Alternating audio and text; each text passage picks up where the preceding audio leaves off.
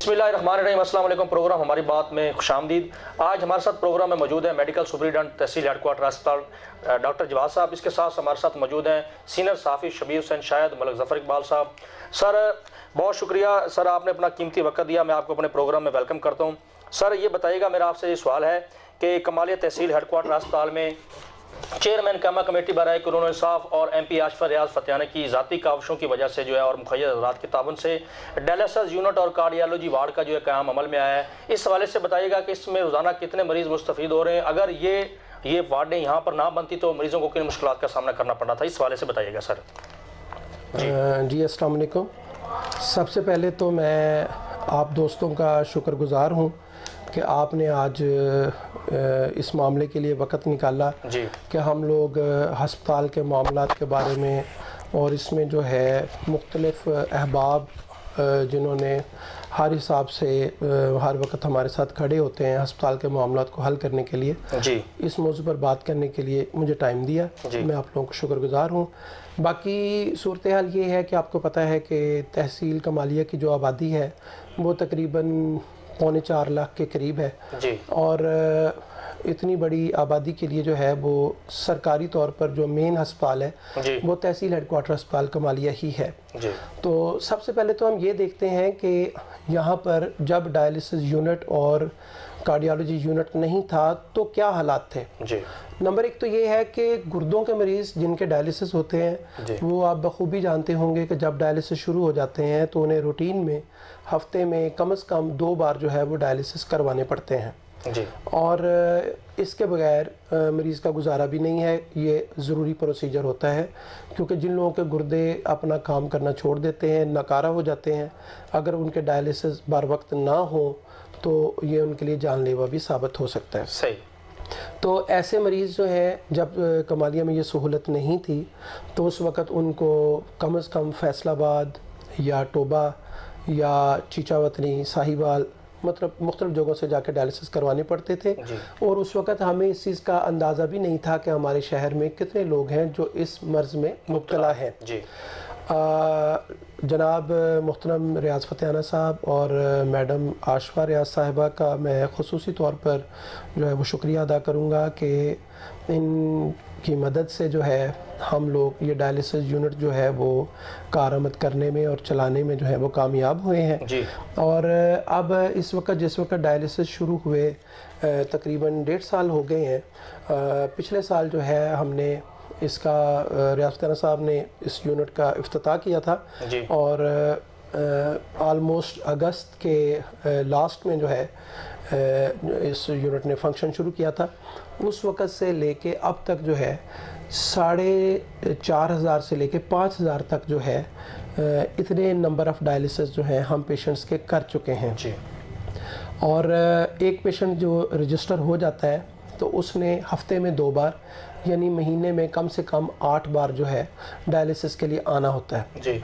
अब हमारे पास इस वक्त जब हमने यूनिट शुरू किया था तब हमें जो है वो डिपार्टमेंट की तरफ से 4 डायलिसिस की मशीनें आनी थी और 1 मशीन जो है वो डिस्ट्रिक्ट हेल्थ अथॉरिटी ने देनी थी। डिस्ट्रिक्ट हेल्थ अथॉरिटी की मशीन हमें आ गई थी। डिपार्टमेंट की 4 मशीनें जो है वो अभी डायलिसिस की जो है वो पेंडिंग थी जी। तो उस वक़्त रियाज फतेहाना साहब, मैडम आशफा रियाज फतेहाना साहब, उसके अलावा जो हैं हमारे जो मुखय्यर हज़रात हैं मलक मोहम्मद शरीफ साहब, हाजी मोहम्मद असलम अंसारी साहब, मखदूम तारिक शाह साहब, इसके अलावा मियाँ रियाज अहमद ढुड्डी साहब और राना मुबशर साहब जो रियाज फतेहाना साहब की तरफ से हेल्थ कमेटी के मामलात को देखते हैं, इन सब लोगों के तावन से 4 मशीनें जो हैं वो हमें डोनेशन से हमने ली और उसके बाद हमारा 5 मशीनों पर मुश्तमिल डायलिसिस का यूनिट फंक्शनल हो गया। उसके बाद हमें 1 मशीन जो है वो चौधरी महमूद हसन जट साहब जो हैं उन्होंने भी बाद में डोनेट की तो 6 मशीनों के साथ हमारा यूनिट जो है वो चल रहा है इस वक्त और 1 मशीन के ऊपर दिन में 3 बार डायलिसिस होते हैं तो 6 मशीनों का मतलब ये है कि एक दिन में 18 ڈائلیسس ہوتے ہیں جی. اور دوسرے نمبر پہ یہ ہے کہ جو 4 مشینیں ہماری پینڈنگ تھیں جی. وہ بھی ریاض فتح صاحب اور میڈم صاحبہ کی خصوصی کاوش سے ڈپارٹمنٹ کی طرف سے ہمیں موصول ہو گئی ہیں جی. اور ان کا انسٹالیشن پروسیس ابھی چل رہا ہے. جب وہ انسٹال ہو گئی تو ہمارے پاس ٹوٹل نمبر آف مشینز جو ہے 10 ہو جائیں گی اور ایک دن میں ڈائلیسس جو ہے وہ کم از کم 30 جو ہیں وہ ہوا کریں گے انشاءاللہ. اور یہ تو ہو گئی ڈائلیسس کی بات. اور جب ڈائلیسس کے پیشنٹ کے ہم نے ڈائلیسس سٹارٹ کیے تب ہمارے پاس پیشنٹس کی فائلز جمع ہونی شروع ہوئیں تو ہمیں اندازہ ہوا کہ ہمارے علاقے کے مریض جو ہیں وہ کتنی مشکلات سے دو چار تھے جو مختلف جگہوں پہ جا کر ڈائلیسس کروانے جاتے تھے اور اب الحمدللہ ان کو یہ سہولت اپنے ہی علاقے میں دستیاب ہے. جی. اسی طرح دوسرے نمبر پر میں کارڈیالوجی کی بات کرنا چاہوں گا. جس وقت ہمارے پاس سی سی یو نہیں تھا تو جو مریض آتے تھے جن کو کوئی دل کی تکلیف ہوتی تھی وہ ڈیفینیٹلی ایمرجنسی میں آتے تھے. اگر ہمیں سی جی پہ لگتا تھا کہ کارڈیک ایشو ہے تو ان کو فل فور فرسٹ ایڈ کے بعد ریفر کر دیا جاتا تھا کم از کم D H Q hospital Toba یا فیصل آباد. اب D H Q hospital Toba جو ہے وہ کمالیہ سے 35 کلومیٹر کے فاصلے پر ہے اور ڈیفینیٹلی جس وقت مریض ریفر ہوتا تھا 1122 کی ایمبولینس بعض اوقات ہوتی تھی, بعض اوقات ٹوبہ سے مریض کو لینے آنا ہوتا تھا. یعنی اس مریض کو فرسٹ ایڈ کے بعد جو کارڈیک ٹریٹمنٹ کے لیے کم از کم 1.5 سے 2 گھنٹے لگ جاتے تھے. اور روڈ کی کنڈیشن بھی آپ کو پتہ ہے کہ موٹر وے کی وجہ سے جو ہے وہ روڈ کے اوپر ٹریفک بہت زیادہ ہوتی ہے. خاص طور پہ آج کل کے موسم میں آپ کو گنے کی ٹرالیوں کا بھی پتہ ہے. تو اس کا مطلب یہ ہے کہ دل کے مریضوں کو تو فوری ٹریٹمنٹ ملنا بہت ناگزیر تھا ورنہ کئی قیمتی جانیں جو ہیں ان کا ضیاع ہو جاتا تھا. تو اب سی سی یو جو ہے اس میں الحمدللہ انہی احباب کی مدد سے جس میں ایم این اے صاحب, ایم پی اے صاحبہ اور علاقے کے مخیر حضرات جو ہیں میں الحمدللہ بڑے فخر سے کہہ سکتا ہوں کہ کمالیے کے یہ جو ہمارے بہت قیمتی احباب ہیں ان کی مدد سے جو ہے وہ علاقے کے لوگوں کو بہت فائدہ ہو رہا ہے. اور اب دل کے مریض جو ہمارے پاس آتے ہیں ان کو جو پہلے کچھ گھنٹوں میں ایمرجنسی انجیکشن لگنا ہوتا ہے جان بچانے والا جس کو ہم اسٹریپٹوکائنس کہتے ہیں وہ ٹریٹمنٹ اب ان کو بر وقت مل جاتی ہے. جی سر, یہ بتائیے گا کہ اس وقت تحصیل ہیڈ کوارٹر ہسپتال میں جیسا کہ آپ نے بتایا کہ 4 لاکھ سے زائد افراد پر جو ہے کمال شہر کی آبادی مشتمل ہے, تو یہ بتائیے گا کہ تحصیل ہیڈ کوارٹر ہسپتال میں کون کون سے ڈاکٹروں کی اسامیاں خالی ہیں اور ان پر جو ہے وہ تعیناتی کا عمل جو ہے کب شروع ہو جائے گا, یہ بتائیے گا. جی, اس میں اس طرح سے ہے کہ جیسے مختلف اسپیشلٹیز ہیں. فار ایگزامپل ہمارے پاس پیڈیاٹریشین جو ہیں وہ اب 3 موجود ہیں جی, اور آئی کی جو اسپیشلٹی ہے اس میں ہمارے پاس آئی اسپیشلسٹ 1 ہیں, گائنیکالوجسٹ ہمارے پاس 3 ہیں اور اب تازہ ترین جو ہے ہمارے پاس فزیشین جو ہیں وہ ابھی ماضی قریب میں ہمارے پاس وہ تعینات ہوئے ہیں. اس کے علاوہ ہمارے پاس سرجن ہیں. یہ تو ہیں جو لوگ ہمارے پاس موجود ہیں. لیکن جو ایسے اسپیشلسٹ ہیں جن کی ہمیں شدید ضرورت ہے اور ہم چاہتے ہیں جلد سے جلد ان کی تعیناتی ہو جائے, اس میں نمبر 1 تو آرتھوپیڈک سرجن ہے کیونکہ آپ کو پتہ ہے مین روڈ ہے, موٹر وے کے ساتھ منسلک ہے تو آئے روز حادثات ہوتے ہیں اور اس میں جو پیشنٹ ایسے جن کے فریکچر وغیرہ ہو جاتا ہے تو ان کو ٹریٹمنٹ کے لیے ہمیں پھر D H Q hospital Toba refer کرنا پڑتا ہے. اگر ہمارے پاس آرتھوپیڈک سرجن کی تعیناتی ہو جائے تو ڈیفینیٹلی وہ مریضوں کو ریفر کرنے کے بجائے ان کو وہ ٹریٹمنٹ یہیں میسر ہو جائے گی.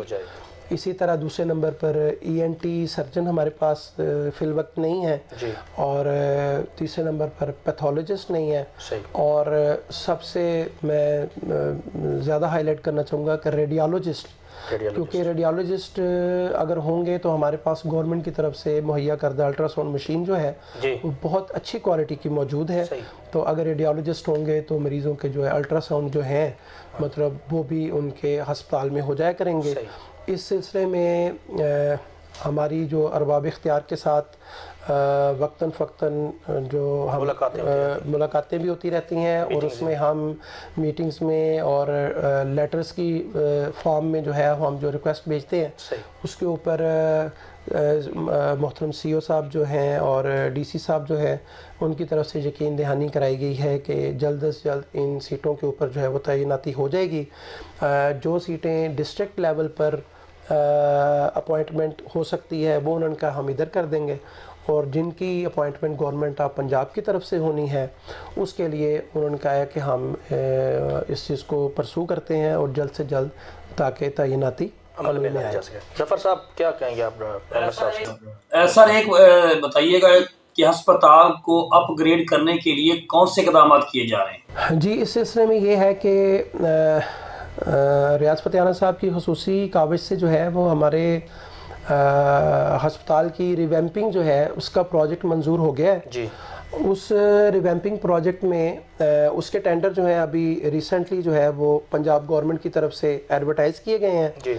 تو اس ایڈورٹائزمنٹ میں جو لوگ ٹینڈر ون کر کے آئیں گے اس کے بعد ہسپتال کی ریویمپنگ میں ایک تو جو روڈز ہیں یہ روڈز جو ہیں یہ میٹیلک روڈز بن جائیں گی جی۔ اور اس کے علاوہ ہمارے جو ڈپارٹمنٹس ہیں ان کی رینوویشن ہو جائے گی، اور پلس یہ ہے کہ جہاں جہاں ریپیئر اور مینٹیننس کی ضرورت ہے وہ بلاکس سارے جو ہیں وہ ان کی ریپیئر اور مینٹیننس بھی ہو جائے گی۔ زمین بھی خریدی اس کے لیے اور اچھا اس میں جی اس میں اس طرح سے ہے کہ ریاض فتح صاحب نے جو ہے وہ اس سال کی جو ADP اسکیم ہے اس اسکیم میں extension of THQ hospital Kamalia کے لیے انہوں نے 20 ملین فنڈز جو ہیں وہ ایلوکیٹ کروائے تھے، اور اس سلسلے میں ہسپتال کے ساتھ کچھ زمین جو ملحقہ ہے اس کے لیے جو ہماری ڈسٹرکٹ لینڈ کے ریلیٹڈ کمیٹی ہے جس کے ہیڈ DC صاحب ہیں ان کی سربراہی میں اس پر کام ہو رہا ہے، اور انشاءاللہ جلد جو ہے وہ ہسپتال کے لیے کافی ساری زمین جو ہے وہ اس کے لیے مل جائے گی اور اس میں پھر توسیع ہو سکے گی ہسپتال کی۔ ڈاکٹر صاحب یہ بتائیے گا یہ جو مریض آتے ہیں نا ہاسپٹل میں تو واپسی پہ ان کا یہ جو سٹینڈ کی پرچی ہے نا اس پہ جھگڑا کھڑا ہو جاتا ہے، اس پہ اویئرنیس کے حوالے سے آپ لوگوں کو شہریوں کو بتا دینا کہ یہ رقم کیوں چارج کی جاتی ہے، کس مد میں؟ ایک تو یہ ہے کہ آپ کو پتہ ہے کہ یہ جو ٹینڈر وغیرہ ہوتے ہیں یہ ہمیشہ گورنمنٹ کے نوٹیفیکیشنز اور گورنمنٹ کی ہدایات پہ فلوٹ ہوتے ہیں۔ کوئی دور ایسا آتا ہے جس میں گورنمنٹ کہتی ہے کہ ہسپتالوں میں اور پارکوں میں جو ہے وہ پارکنگ فیس جو ہے اس کو ختم کر دیا گیا ہے۔ جب ایسے ہوتا ہے تو پھر ہم یہ ٹینڈر نہیں کرتے اور یہ سارا فری ہو جاتا ہے، اور جس سال یہ ہو کہ یہ پارکنگ کے لیے فیس مقرر کی جاتی ہے تو ہم لوگ اسی طرح ٹینڈر ایڈورٹائز کرتے ہیں، اس پر جو لوگ پھر اس میں کمپٹیشن میں آتے ہیں وہ ون کرتے ہیں۔ پبلک اویئرنیس کے لیے ایک تو ہم نے بیریئر کے بالکل ساتھ جو ہے وہ ایک پینافلیکس بھی لگایا ہوا ہے جس کے اوپر واضح طور پہ لکھا ہوا ہے کہ حکومت پنجاب کے طے کردہ جو ریٹس ہیں اس کے مطابق جو ہے وہ فیس چارج کی جائے گی، اور اگر اوور چارجنگ کی جاتی ہے تو اس سلسلے میں بسا اوقات ہمارے پاس جو کمپلینس لوگ لے کے آتے ہیں اس پہ ہم بلا کے وینڈرز کو وارننگز بھی ایشو کرتے ہیں، اس کے علاوہ ہم ان کو فائن بھی کرتے ہیں، اور اگر ان کی طرف سے یہ والے معاملات جاری رہتے ہیں تو ہم ان کا ٹینڈر بھی کینسل کر دیں گے، اور ہم اس معاملے میں جو عوامی شکایات ہیں اس پر پوری طرح عمل درآمد کریں گے۔ ناظرین یہ تھے ڈاکٹر رانا محمد جواد صاحب جو بتا رہے تھے کہ ہسپتال کے جو ہے وہ اپ گریڈ کرنے کے علاوہ جو ہے دوسرے معاملات کے حوالے سے ہمیں آگاہ کر رہے تھے۔ تو ہمارے پروگرام کا وقت ختم ہو جاتا ہے، انشاءاللہ نئے پروگرام کے ساتھ دوبارہ آپ کی خدمت میں حاضر ہوں گے۔ اجازت دیجیے، اللہ حافظ۔